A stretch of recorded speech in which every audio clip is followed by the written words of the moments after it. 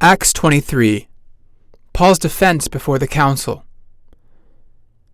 Paul stood in front of the council and said, "Brethren, I have lived before God in all good conscience until this day." Then the high priest Ananias commanded him to be struck on the mouth. Paul said to him, "God will strike you, you whitewashed wall. You sit to judge me according to the law, yet command me to be struck, disobeying the law yourself."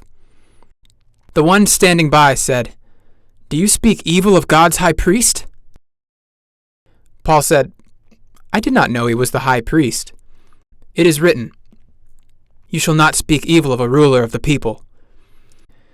Then Paul realized that one part was Sadducees and the other Pharisees. He cried out, "Brethren, I am a Pharisee, a son of Pharisees. I am called in question about the hope and the resurrection of the dead." This caused a great argument between the Pharisees and Sadducees, and the assembly was divided.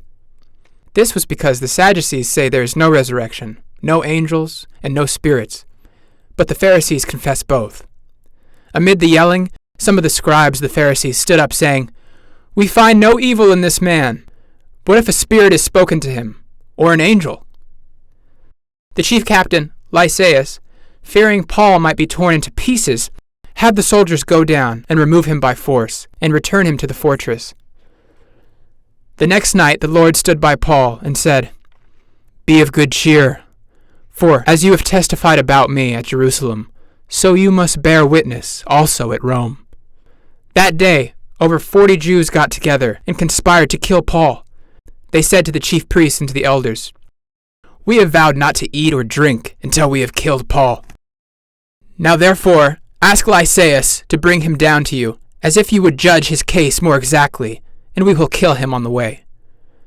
But Paul's sister's son heard of their plan, and he bravely entered the fortress and told Paul.